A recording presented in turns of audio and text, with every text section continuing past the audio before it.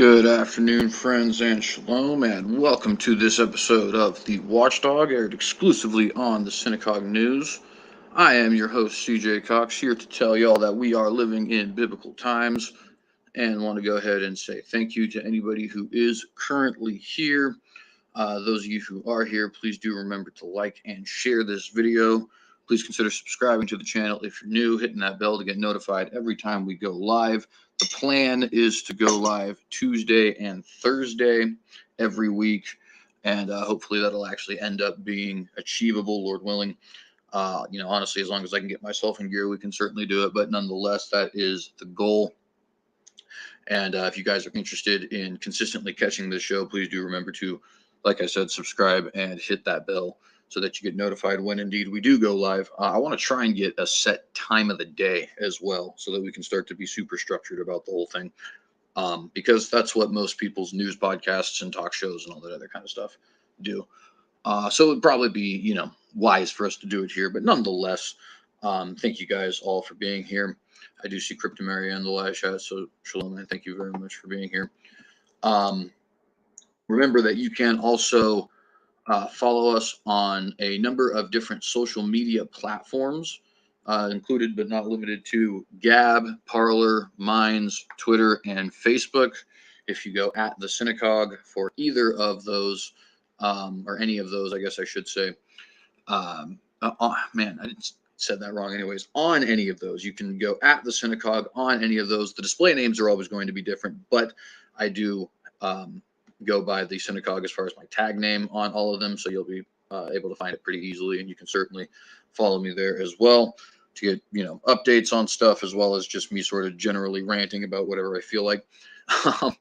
And also, I do recommend liking the Synagogue on Rumble, which I have not been uploading to recently for various reasons, but we do want to try and get back to uploading all of our videos on that website, as well as getting back onto BitChute as well, because there may be some concerns with Rumble, according to some Dr. David Wood, for example, and others. But we'll see whether or not those concerns are legitimate, and always want to have, everything kind of out in multiple places anyways.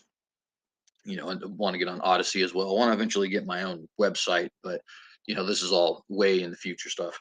I digress. Also, if any of you guys are interested, you can support this work that I do here on either Patreon or on PayPal. PayPal being a single payment service and Patreon being a subscription payment service. So if you like the content that I provide here, find it edifying, find it to be important, please do consider giving to either of those websites, and certainly do appreciate you, having a vote of confidence in me in doing so.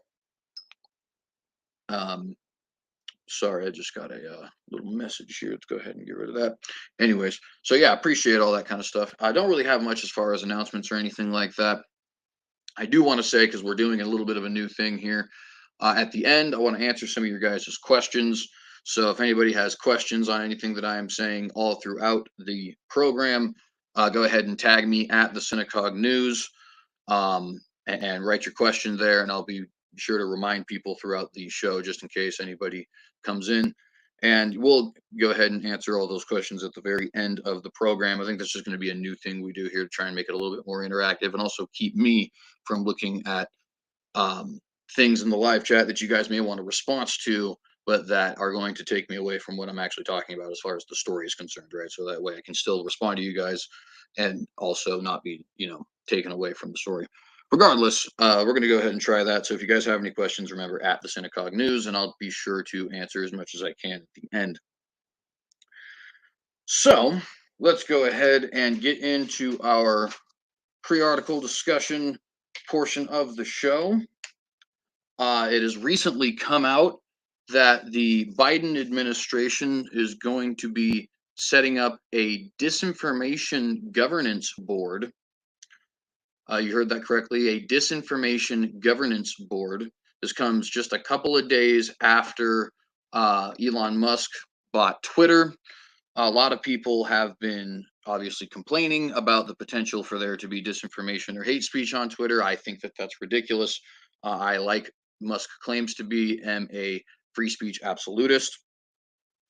meaning that with the exception, well, maybe not quite absolutist, but nearly. I think with the exception of active and immediate threats to people, as well as things that are like, like for example, you can't obviously say, "Hey, my product's going to cure cancer," when it can't, right? So things like that as well. I think those things should be regulated, but for the most part, I think that information should not be regulated, and it should be up to the consumer and provider of the information to know that we are getting good information. Um, so I really don't like the whole idea of censoring quote unquote hate speech, because who decides what that is, or censoring quote unquote disinformation, because who decides what that is. uh, Making um, certain websites and links and stuff like that kind of go down in the search results by virtue of shadow banning, while also promoting quote legitimate authorities, because who decides what legitimate is. And especially when we've seen, here recently, we've had a lot of authorities who have equal levels of education, equal status in their respective fields, but one has one opinion and one has another, and so the one with the other gets downplayed, while the one with the one that is agreed upon kind of gets amplified. And so I don't like any of that stuff at all. But a lot of people are obviously not real down with the idea of quote unquote hate speech or disinformation, and so they're freaking out about Elon Musk. I don't think it's going to be as bad as everybody says, and I put air quotes around bad because I think this would be good, but nonetheless I just don't think he's as free speech absolutist as he claims, but we'll see, right? But the point is, because of that, we've had a couple developments. One, Google and Apple say they're going to remove Twitter from the App Store, which is quite frankly irrelevant because everybody's already on it, right? So it's like, okay, it's you're gonna make it to where you can't use your Netflix on Roku. It's like, all right, well, kind of sort of already well established, says Netflix, so Roku, go take a hike, right? But it's kind of the same thing going on here. And also you have Biden wanting to set up this, or at least the Biden administration, who knows if it comes directly for him or not, wanting to set up this new disinformation governance board. Now the claim is that this is not actually related necessarily to Musk. They say they've been working on this for a couple of months. And also, they say that it's meant to combat disinformation ahead of the 2022 midterms, which, of course, are just a couple of months away. Ammon Bundy for governor of Idaho, by the way. At any rate, that's really the thing that they say that they are wanting to address, and it's probably true. I mean, you don't just set up something like this overnight. So to be honest with you, I don't actually think they're lying about that. I do think the announcement of it was probably prompted a little bit by Elon Musk purchasing Twitter. In other words, they want to get the ball rolling a lot faster probably now than they did originally. But even still, I don't like the fact that they want to set up a disinformation board, quote unquote, um, to combat the 2022, to combat disinformation, excuse me, in the 2022 elections, because, frankly, what this is going to turn into is everybody who disagrees with the current administration is disinformation. We already know that that's the case because that's been the case since 2016. It's just typically been private companies doing it, right? YouTube, Twitter, Google, Facebook, they quote fight misinformation, and all the disinformation they end up fighting, and hate speech they end up fighting, and harassment they end up fighting, and so on and so forth, conveniently happens to be on one side.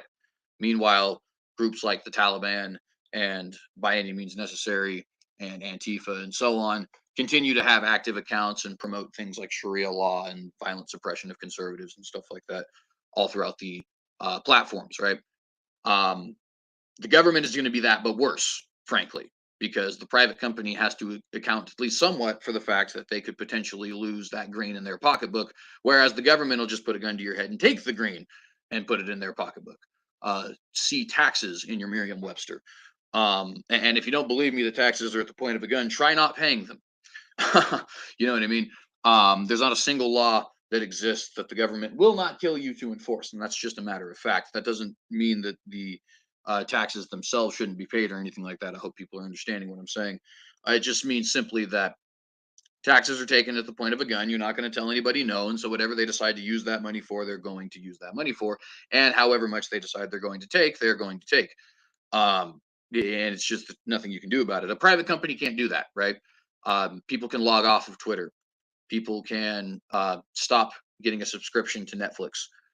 People can, stop watching the NFL, and so on and so forth. These guys have to account for the fact that they could lose customers.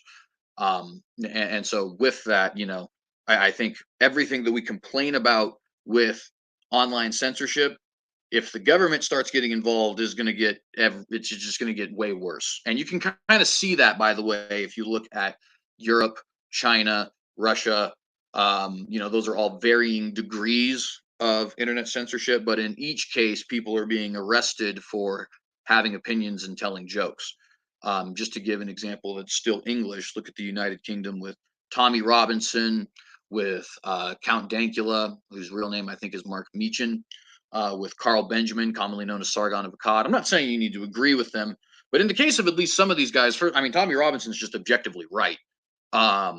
So I don't know how you could possibly disagree with him.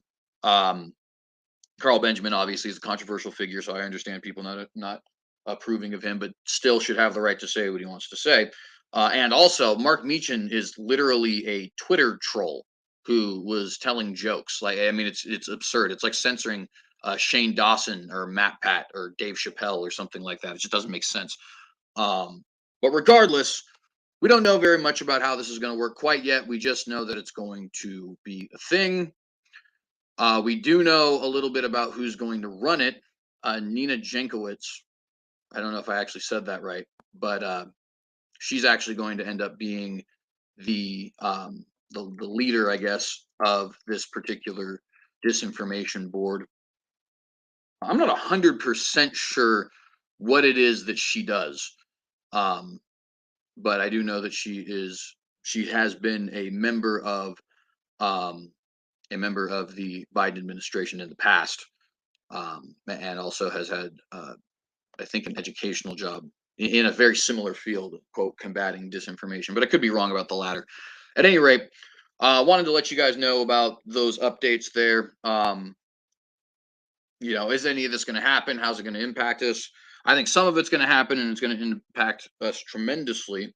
I also want to recommend, because of this, that people get on Gab, get on Parler.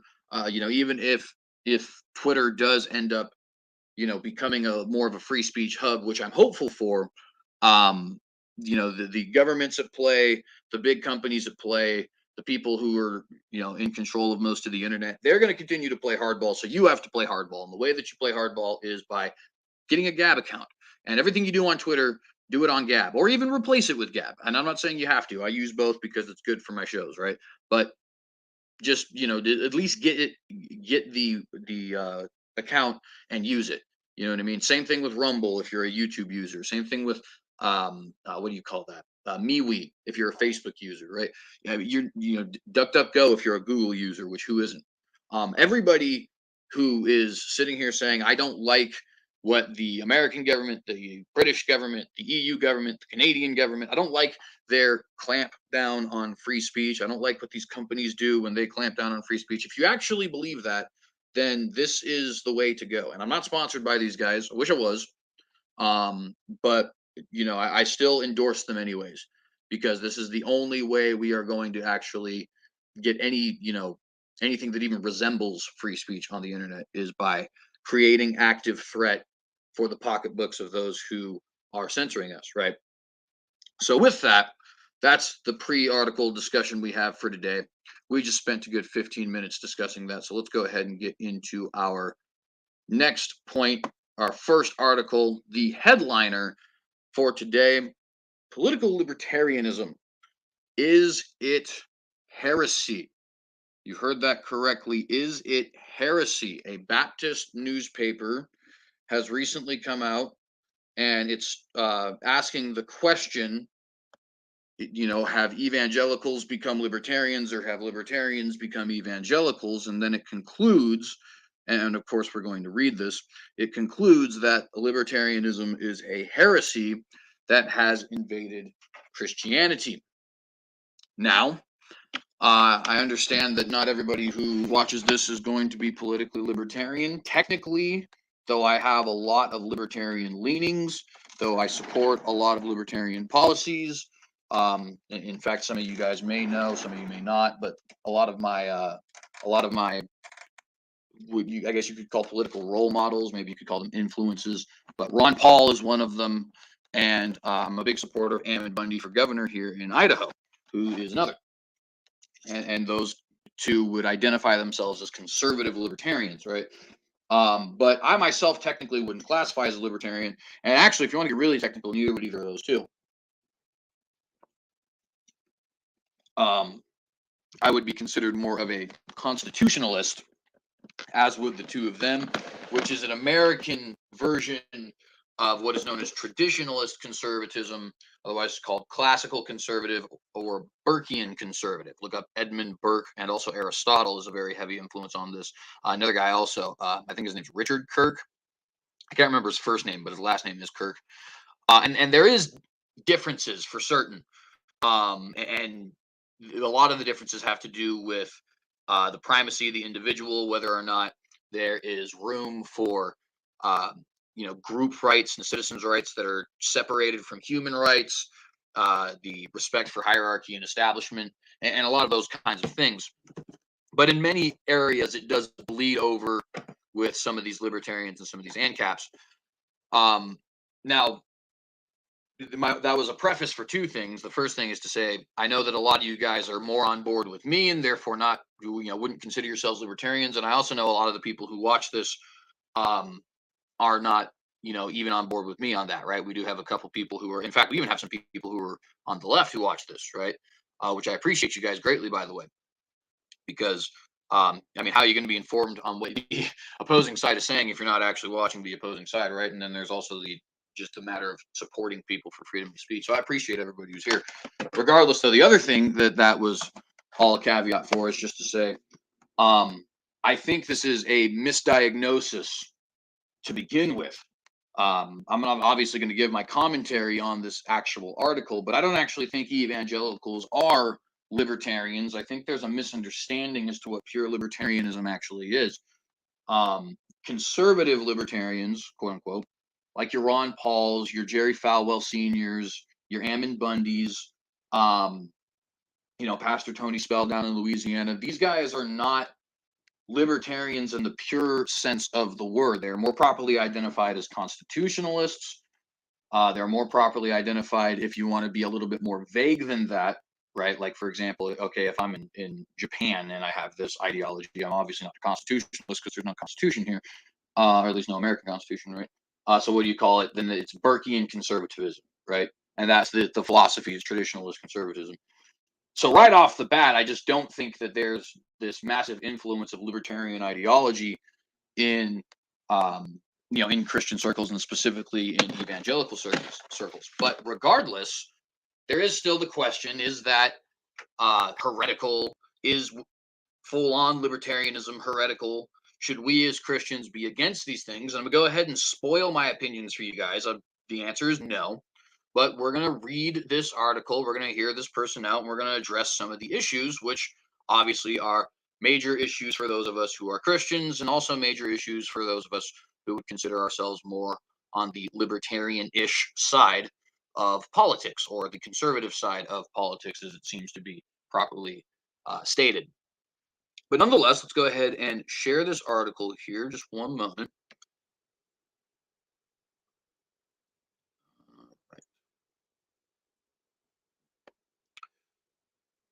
Actually, that's not the one I want. Sorry about this, friends. You would think I would already have this ready, but what are you gonna do? Sue me.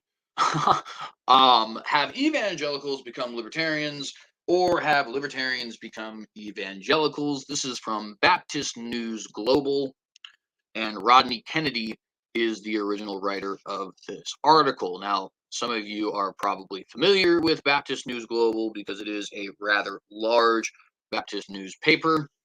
Or I guess opinion paper would be the better way to put it. And it's not really, it's weird to call these things papers, right? Because they're not sending out little, pamphlets and newspapers and stuff like that, like we did in the past. But, we don't really, I guess, change our lingo as quickly as we would like, right? Regardless, they also have somewhat of a reputation for being a little progressive. Not as progressive as some of the other areas we find, but definitely way more progressive than anything that a lot of us, especially fundamentalist evangelicals, would be comfortable with, right? But they are still a very large organization. They still have a lot of people who are listening to them. They still have a lot of influence. They're still publishing all over the world, right? And they have an article here again from this Rodney Kennedy fellow. Have evangelicals become libertarians, or have libertarians become evangelicals? And again, I want to go ahead and say I don't think that that is true on either account. I think that this is a misdiagnosis. I also think that the political beliefs of most evangelical Christians are relatively the same as they always have been. But regardless, let's go ahead and get into this article and see what this man has to say. And again, anybody who has questions on anything I say, tag me at the Synagogue News. I will record your questions and we'll answer them at the end of the program. Libertarians and evangelicals are hard to tell apart these days. This is the article speaking. Is that because libertarians are becoming more religious, or because evangelicals are becoming more political? And right off the bat, I just don't think that this is a proper way of analyzing this. Evangelicals have been quite political for a very, very long time. If you don't believe me, go back to Billy Sunday, go back to William Jennings Bryan, go back to Al Smith, and how many people were skeptical of him because of the fact that he was a Roman Catholic. I mean, none of this is new, right? If you want more recent than that, but still quite a bit, quite a bit ago. 50 to 40 years ago, we had, Howard Phillips and the Constitution Party. We had, Jerry Falwell Sr. There was the Moral Majority that he founded. Obviously, you had the Purity movement, which is more of a culture thing.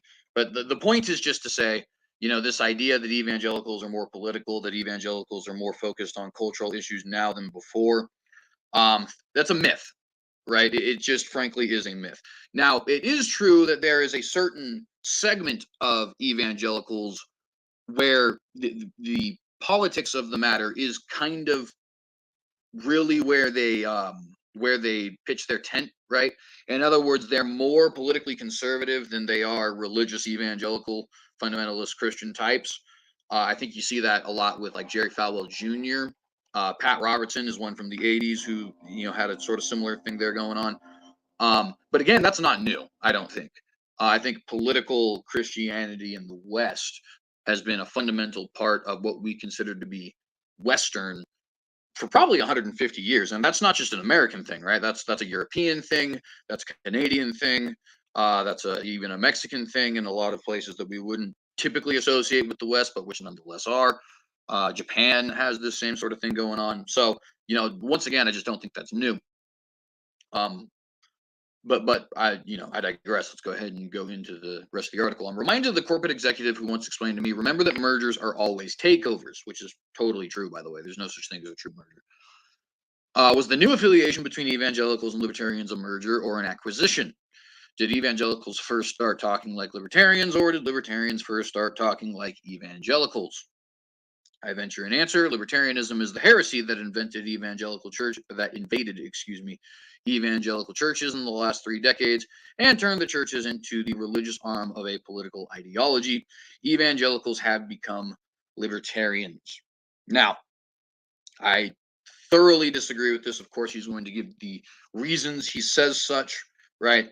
But I thoroughly disagree with this. And I also disagree with the phraseology here. He puts it in air quotes as if he wants to kind of soften it, but nonetheless, he still uses the word heresy quite deliberately. And I personally don't like that terminology, frankly. I don't think that one can actually say libertarianism is heresy or even against the Bible. Frankly. Now, I know people will say, well, heresy just means false teaching, and so those two things should be synonymous, but that's not what it means in modern lingo. Heresy in modern lingo, and frankly, not even in modern lingo, but for the last 1,000 years, has been used to identify, it's probably less than 1,000 years, but you guys know what I mean, you're going way back, has been used to identify those who are no longer a part of the faith, right? If I say that's heresy, you're a heretic, you believe in a heretical doctrine, blah, blah, blah, blah. I'm saying you're not a Christian, right? So the idea that libertarianism is heresy, in my opinion, is just, it's frankly absurd. It's the idea that a political ideology that is not even against the Bible actually puts you up as somebody who is completely and totally outside of the Christian faith is to me just, it's bonkers. I'll be honest with you, completely bonkers. Now, a lot of people will say, okay, but libertarianism advocates things like, Ayn Rand's objectivist philosophy that is really glorifying of self, and that's not actually true. That some libertarians do that, certainly, but not all of them. People will say, well, a lot of libertarians are atheistic, and some certainly. Adam Kokesh, right? I mean, he exists, but Ron Paul is a Christian. Ammon Bundy or Ammon Bundy is a Mormon. And even to get more purely libertarian with it, right? Spike Cohen is a religious Jew. And there's a reason why you have these different kinds of, and I could probably list more. I just don't want to spend all this time listing guys and their religious affiliation, right? The point is just to say, the reason why you have multiple people adopting multiple different or adopting the same political view here is because it's a political ideology. It's not a religious ideology. To even associate it with things like heresy, I mean, it just doesn't make any sense. If you can find biblical justification for saying that libertarianism is somehow a heretical doctrine or something like that, then I guess I'm willing to hear you out. But I got to be honest with you. I mean, I'm rolling my eyes just to begin with. It's like, this is like, what are we going to start saying next? That like being a fan of the Miami Dolphins means that you're a heretic? If your favorite animal is a chimpanzee, does that mean that you believe in Darwinism? I mean, it doesn't make any sense. Anyways, Barbara O'Brien argued this very point in January. Quote, "They have replaced Jesus' moral and ethical teachings, which you might recall emphasize taking care of our neighbors and everybody is a neighbor, with a libertarian position that individual rights supersede everything else, including the well-being of others, and that the greatest evil in the world is government coercion, no matter what purpose is being served." Okay, a couple things that need to be pointed out here.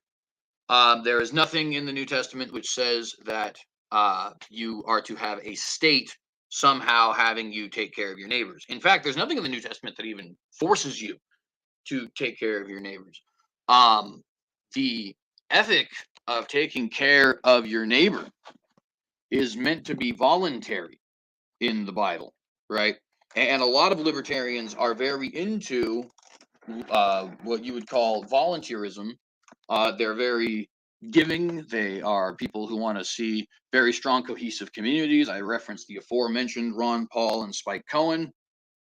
So it's simply not accurate to say that libertarians don't believe in taking care of your neighbor. That's the first thing. But the second thing is, there's nothing in the Bible that says that the state somehow should be taking care of your neighbor, or that you are forced to take care of your neighbor, right? One of the things that I think is important for people to realize is that two things can be true at once. And in this particular instance, the two things that are true are, it is true that you should want to take care of, for example, the homeless. You should want to feed the homeless, right? It is also true that the government should not force you to feed the homeless, especially when you consider how many people are homeless by choice. It's not all of them. I wouldn't even say most of them, but it's a number of them, right? And in places like California and Washington, it's a larger number than the amount of people you're going to find here in the state of Idaho. When it comes to ideas of taking care of your neighbor in the socialistic way of speaking, or any other sort of modern progressive leftism, what we're talking about here is fundamentally different than you going out and giving somebody $20 willingly out of your own free will. In fact, a person who does not give $20 to the homeless person by choice is, in my opinion, more moral than the person who is forced to give the homeless person $20 begrudgingly, because at least the former is honest. The latter is having somebody force him to do something, and therefore creating this illusion that there's some kind of care being given to the poor, when in reality, everything that just happened is happening at the point of a gun. I mean, that just, to me, that seems like it's obvious. It seems like it's morally obvious, right? As far as this whole idea of individual rights supersede everything else, that has nothing to do with libertarianism. That has to do with the very concept of human rights, right? The freedom of religion, the freedom to bear arms, the freedom of the press, all that kind of stuff supersedes what you dictate as, the well-being, quote unquote, of others. That's the whole entire point of the Constitution.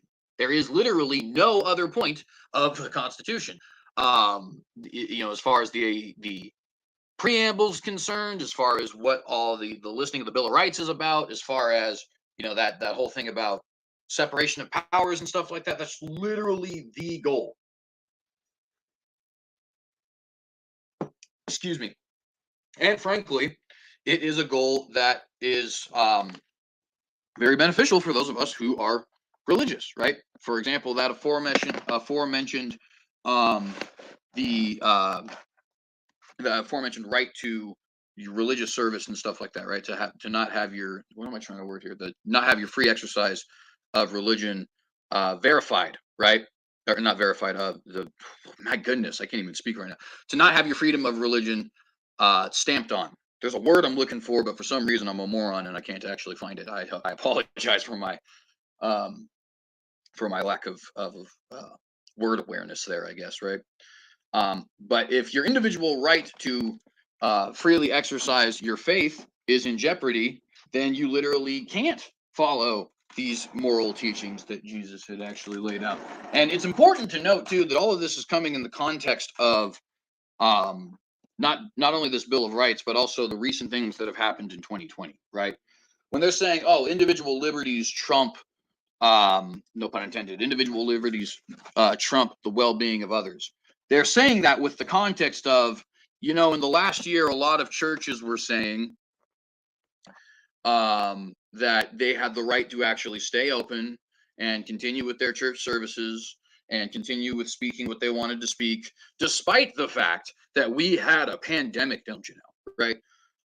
And that is the, that is the entire point of this article and this recent, libertarians are sort of, evil and gross and blah, blah, blah that we've been seeing, right? Anyways, I digress. Let's continue. Oh, and also, the greatest evil in the world is government coercion. I just want people to remember that it was government coercion that literally nailed Jesus to a stick and had him sit up there. So, yeah, I'm just saying, don't get me wrong.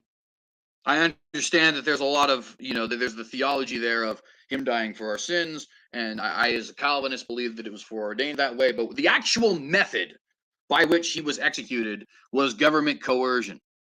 So, and their argument was, well, it's the well-being of the society, right? I mean, that's the law. And he's claiming to be the king of the Jews, which means he wants to create some kind of an uproar here. And obviously Jesus never did, but nonetheless, and by the way, another example, it's even an example that is brought up later on, talking about Moses versus the Pharaoh. Government coercion was literally one of the biggest problems they had there. Anyways, I continue.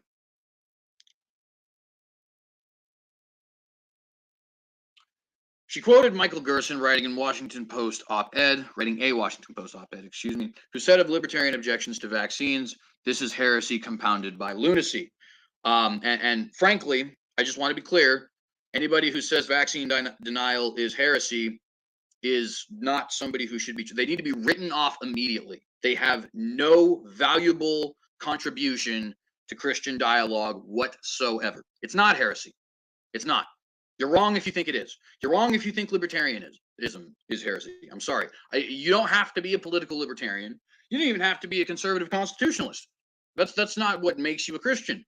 However, to say that your political opinions are heretical, this is exactly why I think it's ridiculous for us to have church and state, operating with each other, right? I said on Tuesday, anybody who's going to throw a Taoist in jail because he doesn't follow the Lord will throw you in jail because you don't follow the Lord the way he does, right? Now, that's exactly what you have going on here. These people who want to dictate what is and is not acceptable politically speaking are now going to make it. This isn't even a religious thing. This is something that has to do with how you view the state and how you think the state should be run. And they're saying, oh, you think the state should be run that way? Well, therefore, you're not a Christian. It's nonsense. It's absolute nonsense. E.J. Dion makes a similar argument when he suggests that evangelicals see hostility to government, including science. Notice that they link science with government. That's a terrifying thing right there, but I digress. As a way of fighting back against a secular culture, which it definitely is, when your government is promoting things that would be contrary to your faith. For example, the shutdown of churches. For example, a LGBTQ agenda that is certainly dictatorial in its nature, right? You should not force private companies to have to cater to a homosexual marriage. You should not force private institutions to have to cater to somebody's confusion about their gender. And I'm sorry, but that's what I see it as. And of course, it even says right here things like climate change. Well, yeah, climate change is definitely when you're going to sit here and tell people that. In fact, I would even argue that that is an area where you start to see our opinions as Christians kind of having importance in what we believe politically, because the whole climate change agenda is they want to put a whole bunch of people out of work in the fossil fuels industry, and the mining industry, and the natural gas industry, so on and so forth. So that's obviously not something that we would want, as a bunch of people being homeless. They want to force people to eat certain kinds of food. They want to force you to not actually have any private property. I mean, the climate change thing has very clearly been exposed at this point as a attempt to get people to buy into national socialism, and indeed international socialism. And I don't mean the ideology national socialism. I just mean socialism across the nation. But I digress. The reasoning is that scientists are liberals, which is predominantly true. That's just like statistically a fact. Climate change is a liberal doctrine. Agreed. It's promoted by the government. Also just a matter of fact. It must be false because it's just a secular conspiracy. I argue that evangelicals and libertarians now have morphed into one entity. Certainly not the case around the issue of truth and freedom. This is not the first opponent truth has ever faced. In fact, it's not even a opponent that truth has ever faced. But anyways, the scriptures record truth versus power events that stretch from Pharaoh versus Moses to Jesus versus Caesar. Notice these examples are Pharaoh versus Moses is a independent man versus the state and state coercion, obviously with the power of God with him, but he's not a member of a government. He's not a member of a political action committee, right? And who is he going up against? A tyrannical government that is forcing people to be enslaved by his power. And then next they have Jesus versus Caesar. Exact same thing.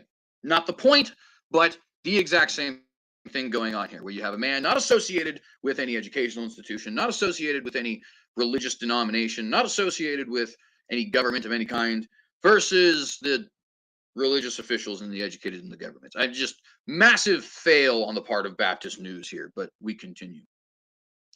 The church often has struggled with whether to go with the radical truth or to support the status quo. Our record here is spotty and has often been rescued by prophets, storytellers, singers, psalmists, and preachers. The Apostle Paul attempted to guide the church at Corinth through a truth versus love contest. The historical moment was rooted in some Christians refusing to eat meat that had been offered to idols, and others insisting that this was ridiculous. Paul informs the strong, Christians possessing truth, that they lack love. The issue seems not to have been resolved then or now. Reality, truth struggles with an array of ideologies in any age. And I think that is a gross misinterpretation of what's going on there in the scripture. But I digress. I want to go ahead and move forward with this article because we've already given a lot of commentary. There are numerous examples of truth versus freedom in play in our culture. There are too many to examine one by one, so I have chosen the case of climate change, quote, denial. Denial, as if it's a fact, right? Even though it's very clearly not a fact, even though we can demonstrate, historically speaking, We were supposed to have no ice caps by 2000. It's now 2022. We were supposed to have no oil by 2014. It's now 2022. No fresh water by 2015. It's now 2022. You know, so on and so forth. You know, they were talking about, hey, 100 million. That's you know, that's too many people. 1 billion, too many people. 2 billion, too many people. 4 billion, too many people. Now we're about to cross 8 billion, and we're still doing perfectly fine. But yeah, no, you're in denial if you think that these guys who have a track record worse than a fortune cookie may actually have a political agenda at play. Philosopher Rupert Reed says, quote, climate denial is certainly the most epic form of fake news our culture has ever known, end quote. Climate denial clearly shows the clash between truth and freedom. American historian William Trollinger, in email correspondence, told me, quote, over the past century, white evangelicals have noticed they have to make this a race issue. It's white evangelicals, right? Forget the fact that Vodi Bakum is a black guy, or that that Ben Carson is a black guy, or that Alan Keyes is a black guy. No, forget all that, right? And I'm not saying that, you know, that there's anything wrong with any of those individuals, by the way. Obviously, I agree with them. My point is just to say this attack on libertarianism, which indeed is not libertarianism, is an attack on freedom. It's an attack on the race that is white people for no reason. I don't understand why. It's an attack on fundamentalist Christianity, and it's an attack on libertarianism on top of all of those different things. White evangelicals have become increasingly unmoored from the constraint of truth and the constraints of their faith and the constraints of the biblical text, end quote. Seeds for climate denial were planted much earlier by politicians and preachers opposing environmental laws. Senator Jim Inhofe, who is a Native American, by the way, not a white person. So way to shoot yourself in the foot again, Baptist News. It's almost like you guys don't have any idea what you're talking about. Anyways, will always be remembered for his stunt of throwing a snowball in Congress as he tried to discredit climate science. Remember, again, Native, not a white guy. Then there was the Action Institute for the and he was right, by the way. Then there was the Action Institute for the Study of Religion and Liberty, a Christian right and free market economics think tank, in an editorial on the site called Global Warming or Globaloney, excuse me. The Forgotten Case for Climate Cooling. We hear echoes of today's vigorous climate denials. The article calls climate change, quote, a shrewdly planned campaign to inflict a lot of socialistic restriction on our cherished freedoms. Environmentalism, in short, is the last refuge of socialism, which is just a matter of fact. Go ask them what they actually think should be done, right? And some of them are going to be unrelated to socialism. For example, they want us to all have electric cars. That's technically not a socialistic concept, right? The whole mass vegetarianism and stuff like that, even though forcing people to get off fossil fuels, forcing people to get off natural gases, forcing people to stop eating meat and dairy products, that is absolutely government coercion and an attack on freedom, but it's not necessarily socialistic. But then look at the other things they want. Oh, well, we should have everybody have universal basic income, and everybody should be provided with their electric car. And also we should start wiping student loan debt, which how does that have anything whatsoever to do with the climate? So on and so forth. I think the Green New Deal from Alexandria Ocasio-Cortez is easily the best example of this. Virtually nothing in the Green New Deal had to do, excuse me, with the environment. Virtually nothing. For the most part, excuse me. For the most part, everything in that was, well, we need to help minority this, and we need to do this for universal basic income, and we need to do this for, you know, worker unionization and all this other kind of stuff. There was like, out of the whole, I mean, it was like 100 pages. And I'm exaggerating a little bit, but not by much. And like 5% of it probably had to do with actual climate change. So again, this is just a fact. Like, there's no argument against this. Environmentalism is the last refuge of socialism. And them trying to convince you that that's not the case is simply them trying to convince you that reality is not the case. Up is down, black is white, the state is right about everything. Also, libertarianism is apparently a heresy for some reason. I don't know. Make it make sense. Continuing forward, by the way, there's Jerry Falwell Sr., whose popularity came in the 80s. Again, shooting yourself in the foot. I mean, I think the writer of this article might actually be like dumb, like genuinely does not have a properly functioning brain. Because he's just sitting here discrediting himself constantly. Oh, it's white evangelicals, and then gives the example of a Native American. Oh, it's something that just started recently, and then gives the example of Jerry Falwell, who is neither libertarian nor recent. In fact, he's dead, and he died of old age, right? After a 30-year career in politics, and he died 15 years ago. But whatever, right? In a real blast from the past, there's Jerry Falwell, who said on CNN, quote, "It was global cooling 30 years ago, and it's global warming now. The fact is there is no global warming," which is accurate, end quote. Southern Baptist preacher and presidential candidate and former governor of Arkansas and Fox News host Mike Huckabee has insisted that global warming is not a reality, but a distraction from the real dangers the country faces, which is true. As Huckabee quipped in 2015, quote, "A beheading is a far greater threat to an American than a sunburn," end quote. Yeah. When quips and tweets replace truth and facts, we should know we have a problem. And of course, when articles written by people who probably wouldn't know a Bible if it smacked them in the face are what are dictating our policy, then yeah, we should probably admit that we have a problem. Climate denial gives deniers freedom from truth itself. Quote, "The most crucial of all the attractions of climate denial is that it provides would-be libertarians an ultimate freedom," end quote, says Rupert Reed. "More people than ever are unwilling to be bound by anything, not even truth itself." Now, isn't that super ironic? Because what side is actually the one unwilling to be bound by truth itself? What side is the one saying that the Green New Deal, has nothing to actually do with socialism? Oh, right, that'd be the left. What side is the side saying that Leah Thomas is actually a female and that there's nothing wrong with him competing against biological women? Oh, right, that would be the left.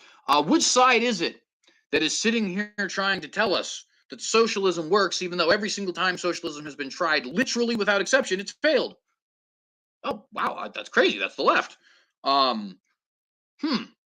I wonder if maybe there's something with this.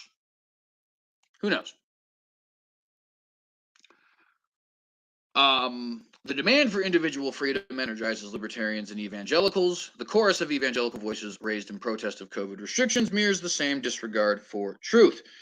Bear in mind, it's now 2022, and it is officially indisputable that it has a 99% recovery rate. It is officially indisputable that the numbers were fudged. It is officially indisputable that the vaccine is not very effective, and it is officially indisputable that masks did nothing.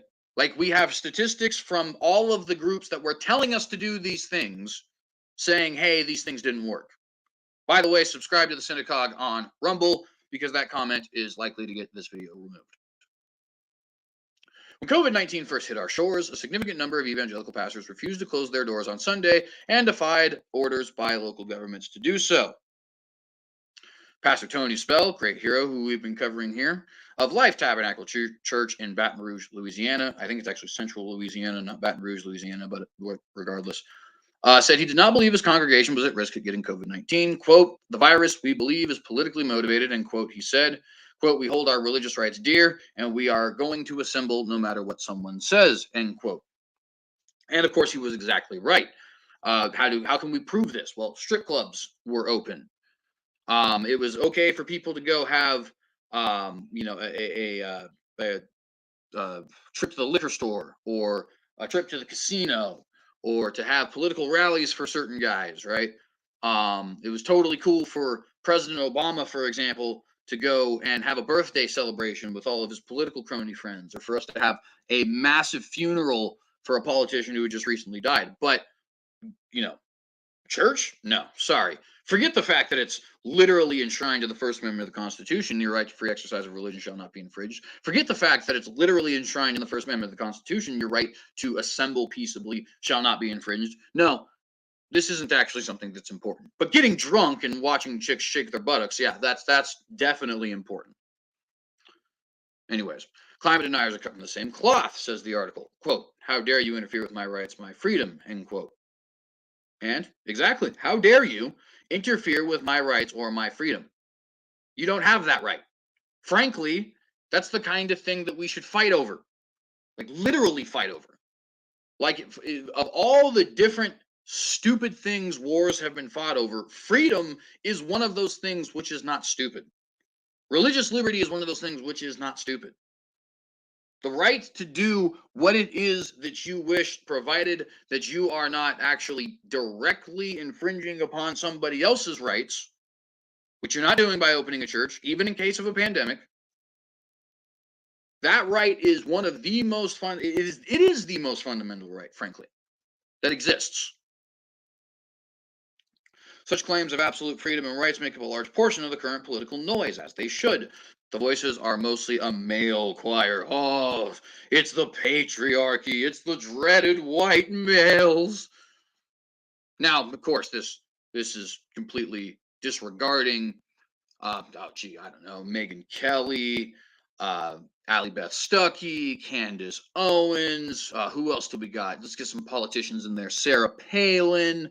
Ivanka Trump, I guess, could kind of count as a politician at this point. Michelle Bachmann, who's the governor of South Carolina, who was on Trump's team, as an ambassador to the United Nations. Can't remember her name. Nina Hartley?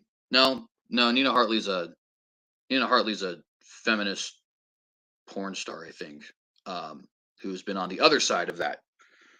It's weird that when you're talking about Donald Trump and women, you have, both porn stars and governors to choose from.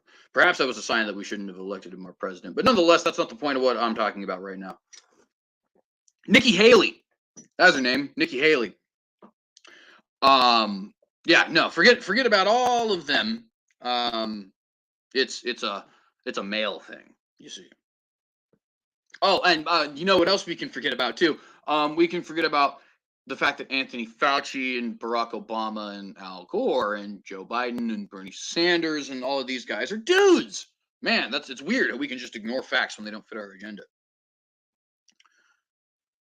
The voices are mostly a male choir. Many evangelicals are committed to a male-dominated view of life, and most of the preachers are male. Actually, all pastors are male. Any female who is a pastor is indeed not a pastor, according to the Bible. But anyways, moving on. Libertarians are overwhelmingly white and male. Oh, the dreaded white males are coming for you. Everybody hide in your closets and check for boogeymans under your beds. The white males are coming.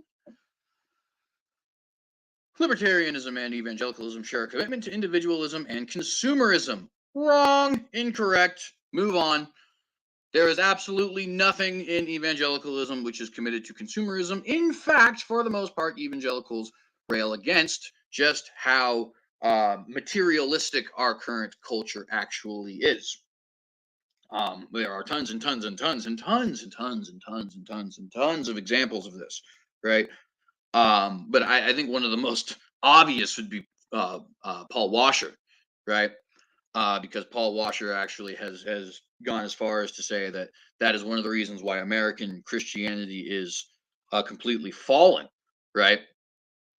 You could also see Doug Wilson as a good example of this. Even Tony Spell is a good example of this. Actually, when people were getting money from the government in the form of stimulus checks, Tony Spell suggested, hey, there's a lot of churches that, unlike our own, are actually shut down, and therefore they're not going to be eating tithes, and therefore they're not going to be able to pay the bills. So if you go to one of those churches, maybe consider helping them out. Literally the exact opposite of consumerism, but whatever. Again, facts just go out the window when it comes to the woke agenda. Both components are dependent on the notion of absolute freedom and growthism. Yet the reality is that continuing with unlimited economic growth for the coming 2 decades is incompatible with meeting our international obligations on climate change. You see, you have a problem with this thing that doesn't actually exist, climate change, and our international obligations to it. And how are we going to solve that problem? By stopping economic growth, even though stopping economic growth is literally what causes recessions. But of course, what do you know? Baptist News. As Kevin Anderson and Alice Boyce Larkin have said, quote, avoiding dangerous climate change demands degrowth strategies from wealthier nations. Degrowth. Degrowth. Notice they are literally just coming out and saying it. They don't want you to live prosperously. They want you to live poor. They want you to eat your bugs and be happy about it, slave. And how are they doing this? By saying things like, oh, well, if you're a libertarian, that means you must be a heretic. And by the way, this is what, when you got guys like A.D. Robles and our good friend Nicholas Whitmer talking about Big Eva, this is exactly what they are talking about. The church leaders, not just in this country, but across the world, are 100% on board with this nonsense. And most people are also. And that's what you got to remember, friends who are watching this. You're the minority, okay? You are losing this fight. You may have already lost this fight as far as the earthly fight is concerned. And just be prepared for that, because it's the facts. You always got these guys, like, for example, Steven Crowder. Oh, well, this generation coming up is the most conservative generation we've seen in years. Oh, okay. So, I mean, the last time we had a legitimately conservative generation was in the 1950s. So big whoop. You're saying we're as conservative as the people who elected Bill Clinton and Barack Obama. Thanks, guy. That's fantastic.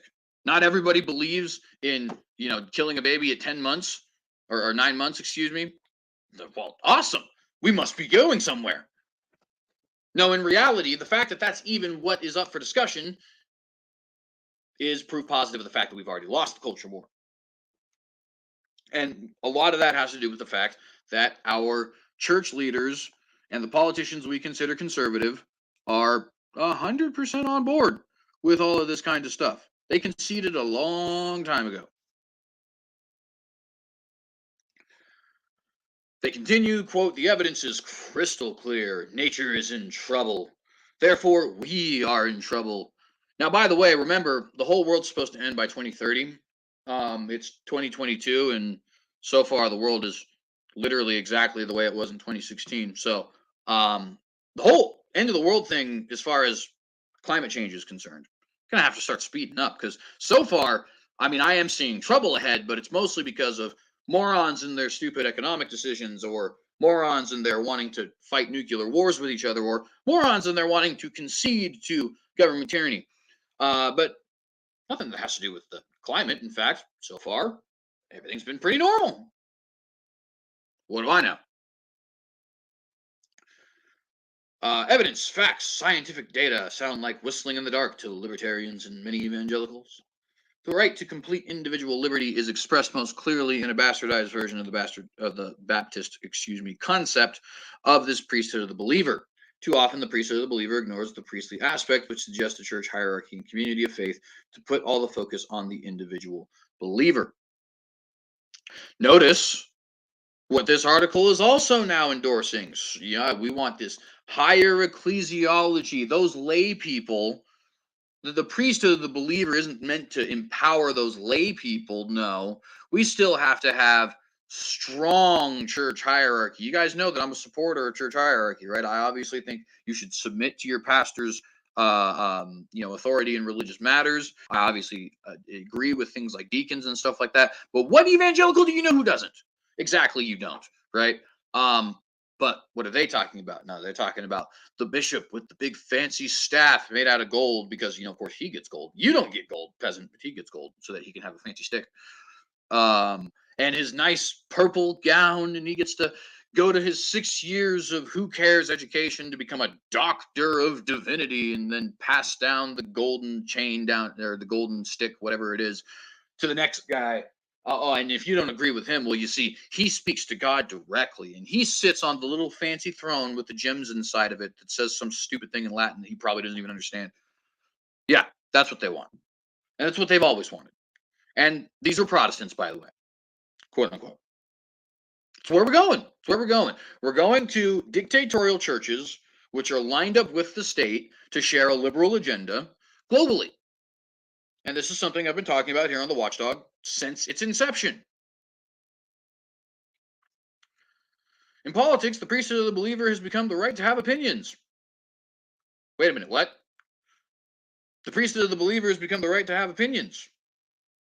Quote, I have my opinion and you have yours is a constant refrain. People professing to believe in a priesthood of the believers would probably be shocked by J. White's article. Quote, sorry, but you're not entitled to your opinion. Hang on, am I reading this right? Sorry, but you're not entitled to your opinion. Well, oh my goodness. Baptist News says that you're literally not entitled to have opinions. Yeah, no, honest to God, they think that opinions should not be a thing. The right to have an opinion is apparently something that makes you a heretic. This is where we're going, friends. This is where we are going. And the fact that this is being published in Baptist News should tell you we're kind of already here. And if you're going to one of these churches, leave them immediately. And by the way, this is one of the reasons why I say we should squash denominationalism in general. I ain't down with no Anglicanism. I ain't down with no Lutheranism. I ain't down with no Catholicism. Anybody who wants to have me at an ism so that I can't read the Bible for myself. Not down. Not down. Anybody who's going to have their fancy hat, golden stick dude telling me what I can and can't believe, even though I can read the scripture for myself, or actually probably can't because, you know, they don't actually like it when you read the scripture for yourself. Not down. Sorry. And if you're going to one of those churches, leave them immediately. And go to a church that's actually preaching scripture. Go to a church that's actually giving you the liberty that Christ himself gave of having a relationship with God for yourself. And perhaps maybe having a different opinion than the pastor when it comes to how best to spend tax money.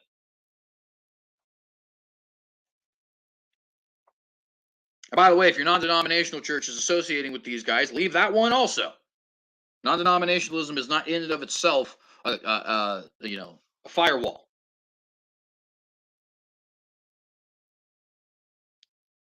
Instead of denomination, we could flip that M and that N and call it demonination.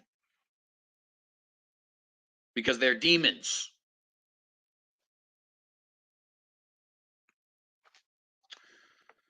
In the hierarchy of persuasion, beliefs occupy a higher rung than mere opinions, but now opinions have been elevated to a primary argument, as in, well, you have your opinion and I have mine. The irony is that such a concept of freedom gives people a licentious freedom of thought. The truth has been packaged by marketing firms and comes in more sizes, shapes, and colors than can be imagined. How long have we been going so far? It looks like I'm not going to get to a lot of the other stuff I wanted to talk about, but that's fine. Truth is on sale at Walmart, a sort of consumerism of the mind. I don't even know what that means. This is the ultimate freedom. They are willing to concoct stories with no factual basis to trigger liberals, quote unquote. Government Ron DeSantis in Florida has made up a humdinger of a lie about woke math textbooks. He claims that math textbooks are teaching critical race theory. And he's demonstrated this, but regardless.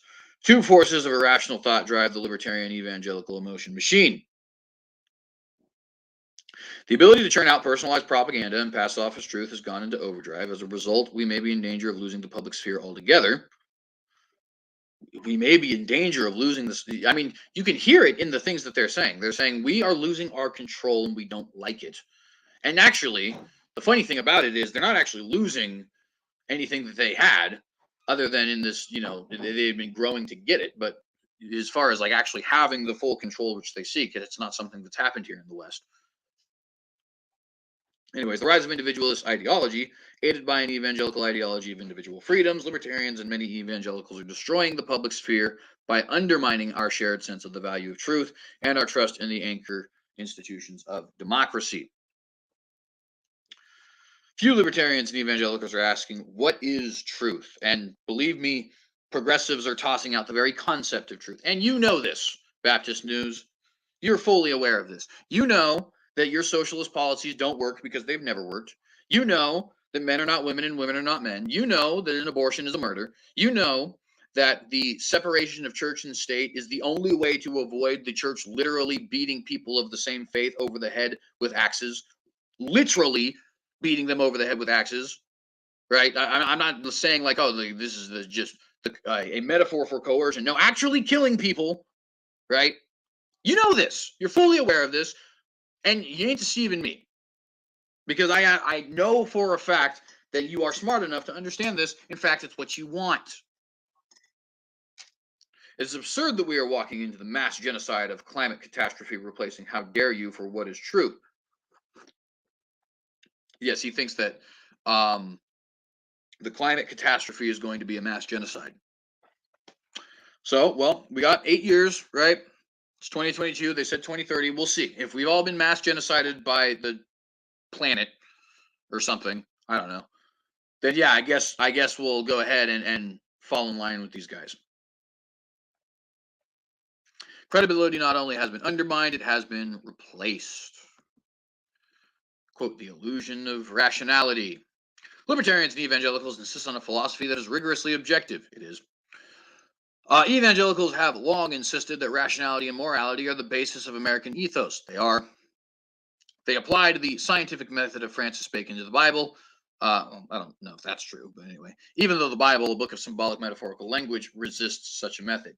Wrong, incorrect. And here we go to another religious undercurrent of this article, the denial of fundamentalism. See, you can't read the article and know what it says itself.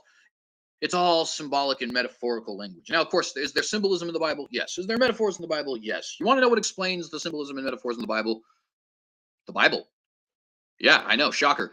Read Revelation 17 if you want a good example of that. Right? Revelation 17 talks about the great whore of Babylon on many waters with many heads and da da da da da. And, well, not many heads. Sorry, with the blasphemies on her head and all that kind of stuff. And then the second half of the chapter explains exactly what that is. Oh, it's a city that rules numerous peoples and so on and so forth. Right? So, when people want to sit up here. Oh, well, it's symbolic and it's metaphorical, and therefore you can't understand it, or you need me to understand it. No, it's symbolic and metaphorical, therefore the context is going to determine what these non-literal words actually mean, because that's how basically everything works, to be honest with you. Like, for example, when you have something like "it's raining cats and dogs." All right, yeah, in a vacuum, you may not know how to understand that, but in any conversation or area of writing where that phrase has been used, the context will explain what it means. Plain reading is the only way you can understand language, period. The 19th century evangelicals were such through rationalists. That's a typo. It says the actual wording here is the 19th century evangelicals were such thorough. There you go. I was just misreading. Were such thorough rationalists that they believed the higher critics of the Bible represented a conspiracy of intellectuals, which they definitely did. Today, many evangelicals go on and on until doomsday that there is something elitist, deceptive, and dishonest about climate change, science, and history. Nobody says that science and history is elitist. We say scientists and historians are elitist, right? The other thing too here, I just got to briefly say, the idea that these people don't have agendas is just hilarious. I mean, let me just give an example of someone who I respect, who's brilliant, who I think is a absolute joy and pleasure to talk to, Dr. Josh Bowen. Okay, Dr. Josh Bowen will all the time go on, and again, I respect Josh Bowen. I've debated Josh Bowen, and I think he's a pleasure to talk to. I'd like to debate him in the future. He's brilliant. But he likes to talk all the time about how, like, no, it's not that we have agendas. It's that this is what the evidence indicates. And it's like, my dude, you wrote a book titled The Atheist Handbook, The Atheist Handbook to the Old Testament. Don't act like you don't have an agenda. It's fine to have an agenda. Just be honest with it, right? Another example, he's a big supporter of the LGBTQ movement, right? And the whole gay rights movement and all that kind of stuff. And he'll go on talking about Dr. Adon Dershowitz is such a brilliant scholar who's uncovered that I guess Leviticus isn't actually saying what it's very clearly saying, or that it's been edited to say something else, which is a very brief and probably not satisfactory way to overlook it, but that's essentially the gist. And it's like, okay, it's not a coincidence that you believe this thing that literally no one else believes and teach it as if it's truth, and also you happen to be a big supporter of the LGBTQ movement, right? Again, you have an agenda. It's perfectly fine. And that's somebody who I, again, have a lot of respect for. But this lie that there isn't an agenda here is exactly that. It's a lie. And so when people say that historians, not history, and scientists, not science, have agendas or are elitist or maybe even deceptive in the case of Adon Dershowitz himself or others, yeah, I think it's perfectly reasonable to suggest. In fact, you believe the same thing about everybody who agrees with me, but has those 3 fancy letters behind their name. Every PhD who had something other than the status quo to say about medicine or about medical marijuana or about COVID or about chemotherapy or any, you don't care what they have to say, even though they are educated, even though they have peer-reviewed papers, even though they work in these fields, right? And why? Because you say they have agendas. So what's the difference? This hardwired claim to rationality and objectivity, truth and rationality, defines libertarianism and evangelicalism. Yeah, and that is true. Rationality, objectivity, truth. I don't know why you say rationality twice, but nonetheless, all these things do definitely define evangelicalism and conservatism, which is really what they're talking about, not libertarianism. Because, and notice we've demonstrated that now. They're talking about things like rights to have opinions. They're talking about things like the right to keep your church open. Tony Spell is not a libertarian. Tony Spell is quite conservative. Tony Spell is not somebody who adheres to the non-aggression principle, for example, as the bedrock for his political ideology. So he's clearly a constitutionalist. But again, what does this article care for truth? A commitment to rational truth and absolute freedom can't exist in the same orbit. I'd really like for you to demonstrate how. Truth imposes restraints on one's ability to do and believe and think whatever one wants. That has nothing to do with the freedom of, first off, truth does not have restraints on one's ability to do something.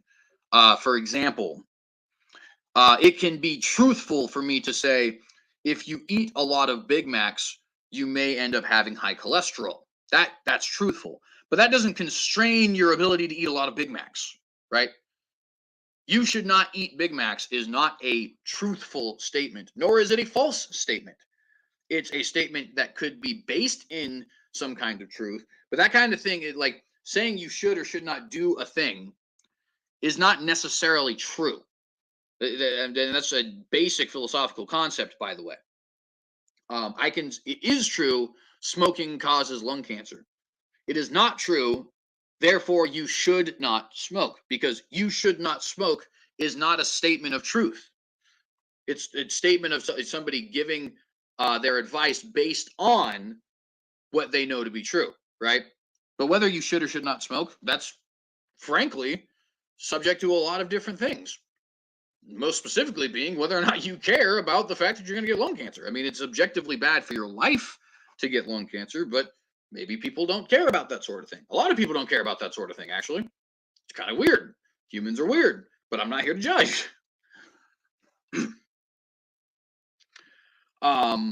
Today, many evangelicals go on and on until, hang on, sorry. Truth imposes restraints on one's ability to do, that's not true, and believe and think whatsoever one wants. And it is true that truth creates, barriers on your ability to believe and think whatever you want, but that should be putting you on our side, not on Baptist News side.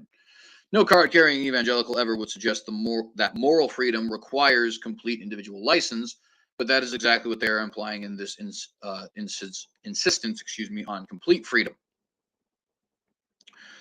Reed puts it exactly right in my view. Libertarians and many evangelicals can't stand to be told that they don't have as much epistemic light as anyone else on any topic that they like to think they understand or have some rights in relation to. The sense of feeling free has never been as dominant or more potentially dangerous, end quote, says this moron. And I'm sorry, he is a moron. This helps explain the tragic spectacle of evangelical preachers claiming to have the truth, the whole and literal truth, and nothing but the truth. It's literally called the Bible. You should look it up, you alleged Baptist, you. Becoming climate change deniers, history deniers, science deniers, COVID restriction deniers. Now, COVID restriction deniers.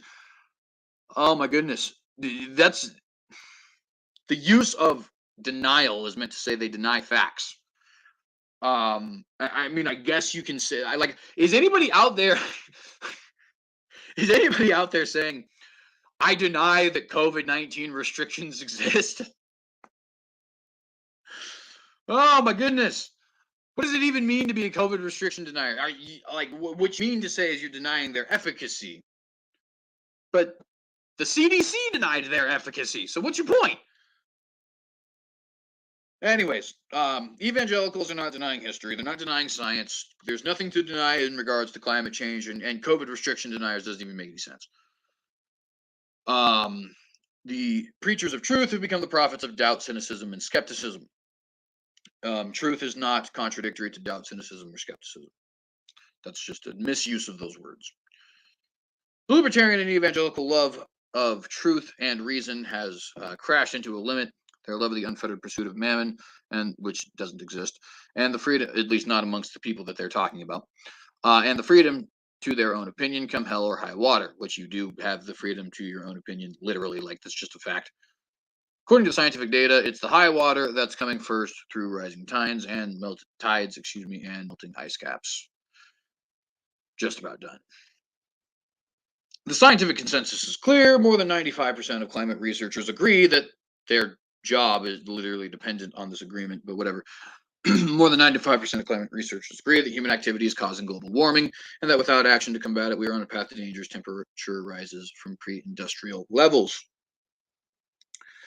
The evidence that climate change is real gets discounted by a bit of trickery. Climate deniers are tricksters. They claim that all the elitist scientists and radical left-wingers are agreeing with one another because they are scratching each other's backs, which is absolutely a fact.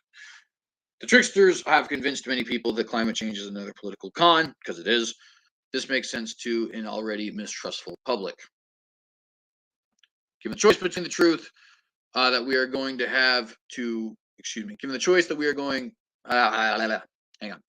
Given the choice between the truth that we are going to have to rein in our appetites for more and our absolute freedom to do as we please for as long as we please, then that truth itself is crucified on the scaffold labeled freedom. The obsession with individual freedom increases mistrust among the public. Libertarians and many evangelicals become voluntaristic and contrarian. So being voluntaristic is actually a problem, I guess. Anyways, because they can, not because they believe it or anything. They end up believing what feels good, what feels right, and what they want to believe. I'd actually love to debate this guy because I could absolutely crush him with the fact. It wouldn't even be difficult. Like, I'd sit here and just be sleeping and socialism's never worked anywhere. You know what I mean? Like, literally would be no problem at all. But you know, this is an educated man. He's a clergy member, don't you know?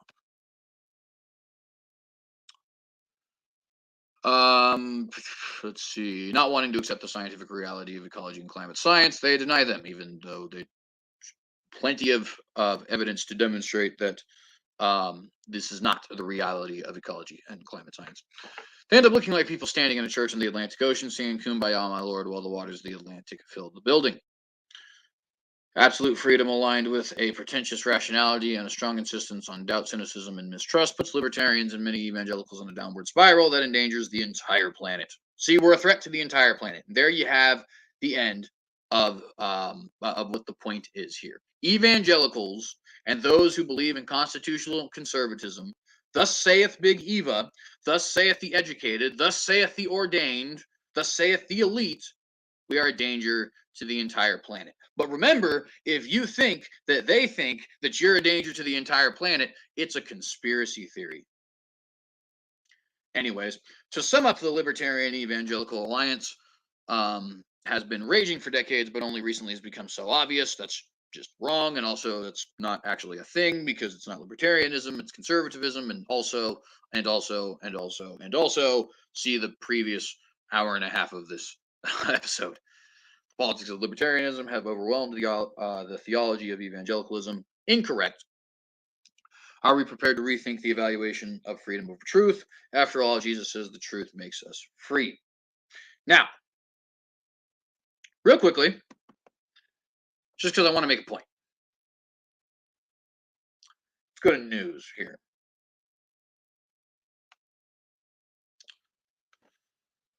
All right. So, no, I guess it wouldn't make sense for news, right? Well, yeah, we can continue to look at news, right? So obviously a lot of this is just going to be basic news, right? So solution to a peaceful world is respecting other people's religious freedom, U.S. leader says. All right, well, that sounds good, right? What's it saying? Nadine Menza is nearing the end of a 2-year term as chair of the United States Commission on International Religious Freedom and a 4-year term as commissioner. USCIRF is an independent bipartisan government agency that monitors religious freedom worldwide. And hang on real quickly. Just want to get the point here. And makes recommendations to the White House, State Department, and Congress. 9 commissioners are appointed by either the president or congressional leaders of each political party, supported by a nonpartisan professional staff. One of those 9 is selected to serve as the chair of the group, with a 1-year term that may be renewed one other time. The State Department's ambassador at large for international religious freedom serves as an ex officio member of the commission. Commissioners are not paid for their blah, blah, blah. Menzo was appointed by President Donald Trump, has served as president of the group of Patriot Voices, on the leader of the board of directors for the Institute for Global Engagement.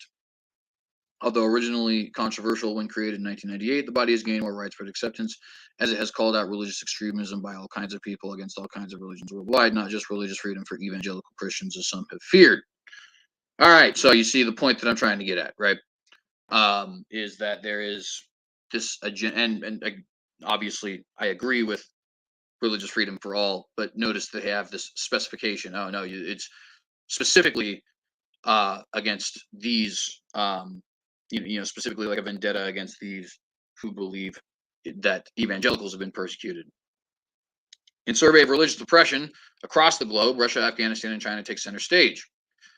All right, that sounds good, right? Russia has spent recent years in diplomatic and economic hot water with the United States over its mounting human rights and religious freedoms violations, including the persecution of Muslims, Jehovah's Witnesses, and also Protestant Christians. Weird. Not to say that there's issue with pointing out the persecutions of other groups, but it's almost like, well, hang on.